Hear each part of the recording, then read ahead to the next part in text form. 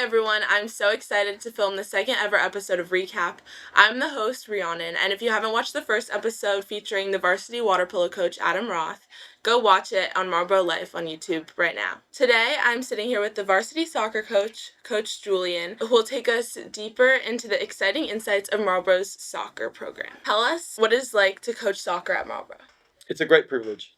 I think I'm a very lucky person to be able to head up the soccer program. We have so many talented girls and who represent the school's values very strongly, and I feel like that is a great position to sort of take up. When did you start coaching here?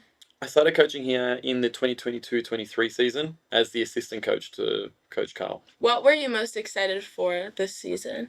I think we had a very big senior group last year that went on. Just the ability to sort of mold the new group together and build a new team and a new team dynamic was really exciting to me. What are some goals that you have for the team? So the goals I had for the team were essentially to, whilst being competitive, build a familiarity with each other and really build the foundation for which we can move on to being more successful in games. How is the team this year different from your team last year? The biggest difference I find with the teams from last year to this year was last year, seniors that were playing in the team last year had a 4-year period where they built up to the finishing piece of last year's season, where we were successful in winning the league. Whereas this year, losing those 9 seniors, we were sort of trying to build the foundation in which to, whilst being competitive this year, we're trying to build for the next couple of years as well. So it's sort of starting from scratch a little bit. Who is a player that you're excited to watch improve? One of my favourite players to watch improve and seeing her growth is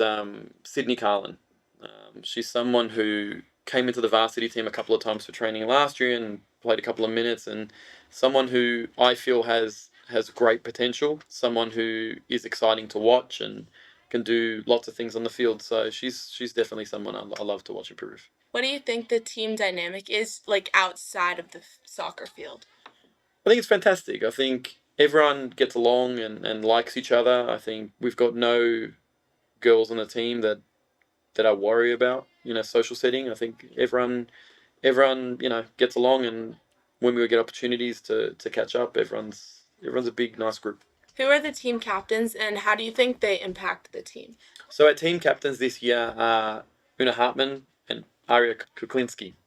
And the reason they're the leaders are because they are people who represent the values I want to see from the team, the work ethics I want to see from the team, and they lead by example. So they're people who I can trust take the lead, whilst I can take a little bit of a step back in talking to the team, and I know that it's in good hands because they are taking the team in the direction that I want to see. Speaking of Una Hartman, she won league MVP last season when they won the championship. And just tell me a little bit about how her performance is helping the team this year. So Una's a very special talent.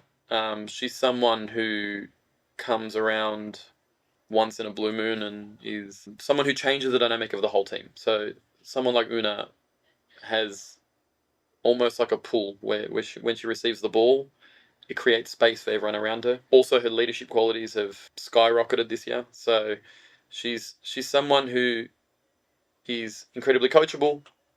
She changes the team dynamic by just being confident on the field and being decisive on the field, and that really helps us. Is there a specific team you're excited to play, and if so, why? Louisville would be probably the team that I love to play the most. They're a challenge, and I love a good challenge, and there's someone who I feel like pushes us as a team and pushes the girls with different sorts of challenges. I think a lot of the teams can sometimes play in a similar manner, whereas Louisville, I think, mirrors the way that we want to play, which means that we are able to sort of look at what we're doing in a different way. How have you adapted to losing a strong leader like Esme Rudell, and how will the team dynamic change now that she's gone?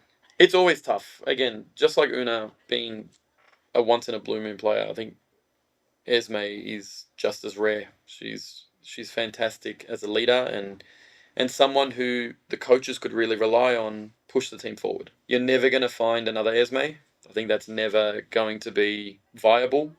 But my goal with the leadership team this year was, how can I maximize their personalities? So with Una and Aria, we've got a different set of personalities, and I want to see them become the best leaders they can be for themselves. I don't want to see a carbon copy of Esme because she's such a unique person. It was filling the void of Esme by being creative in the way that we fill that leadership void. Thank you guys so much for watching. Stay tuned for more interviews with the basketball and lacrosse coaches here at Marlboro.